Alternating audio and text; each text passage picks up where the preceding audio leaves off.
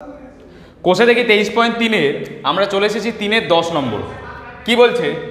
Cosec theta plus sine theta divided by cosec theta minus sine theta সমান সমান 5/3 হলে sine theta এর মান নির্ণয় করি। তো কি করব, আমরা খালি সমাধান করব। প্রথমে দেখা যাক কি হয়। তো 3 দিয়ে এই উপরটাকে গুণ করব এবং 5 দিয়ে নিচেটাকে গুণ করব। কেন? কারণ বজ্রগ্রহণ করব, বা ডাইরেক্ট গুণ করছি। 3 cosec theta plus 3 sign theta সমান সমান 5 দিয়ে নিচেরগুলোকে গুণ হবে 5 cosec theta minus 5 sine theta. এবার কি করব, সাইন থিটা এবং কোসেক থিটাগুলোকে একদিকে নিয়ে চলে আসবো। তো কোনটাকে কোন দিকে নিয়ে চলে আসবো? দেখো -5 সাইন থিটা রয়েছে, এটাকে যদি বাঁদিকে নিয়ে চলে আসি তাহলে কি হয়ে যাবে? +5 সাইন থিটা হয়ে যাবে, প্লাস 3 সাইন থিটা তো রয়েছে, 5 কোসেক থিটা তো ডান দিকে আছেই, আর এই বাঁদিকের +3 কোসেক থিটাটাকে যদি ডান দিকে নিয়ে চলে যাই -3 কোসেক থিটা, তাই তো? এবার 5টা সাইন থিটা প্লাস 3টে সাইন থিটা কত হবে? 8টা সাইন থিটা হয়ে যাবে, সমান সমান 5টা কোসেক থিটা থেকে 3টে কোসেক থিটা বিয়োগ করলে 2টো কোসেক থিটা। ঠিক আছে, 2টো কোসেক থিটা। এবার দেখো এই 8-এর সাথে সাইন থিটা, বা ঠিক আছে বাদ দাও। দেখো এটা টোটালটা একটা সমীকরণে আমরা পৌঁছালাম।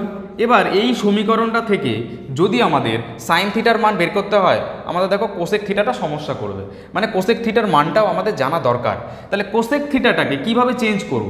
দেখো আমরা কোসেক থিটা এবং সাইন থিটার মধ্যে একটা সম্পর্ক জানি, যেটা কি কোসেক থিটা সমান সমান 1/sin থিটা, তাই তো? তাহলে দেখো কোসেক থিটার জায়গায় যদি 1/sin থিটা বসিয়ে দিই তাহলে পুরো সমীকরণে খালি সাইন থিটার মান অজানা থাকবে, তারপর সাইন থিটা বের করা খুব তাড়াতাড়ি হয়ে যাবে।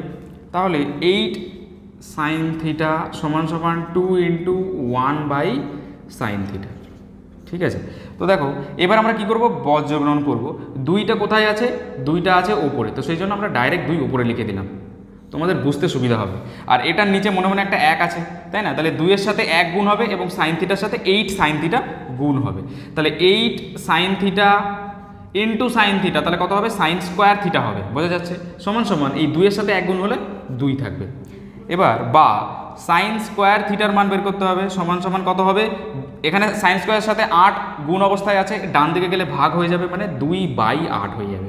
তো সাইন স্কোয়ার থিটা সমান সমান 2/8 পেলাম।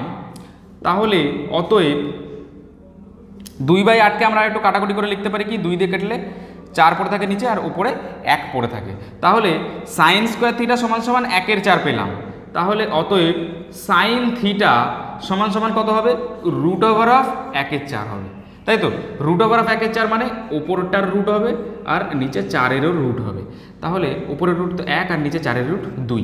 তাহলে সাইন থিটা সমান সমান কত পেলাম? ½ পেলাম। এটাই হলো তোমাদের অ্যান্সার। আশা করি এই পর্যন্ত তোমরা সব কিছু বুঝতে পেরেছো। যদি না বুঝে থাকো এখনই কমেন্ট সেকশনে জানাও।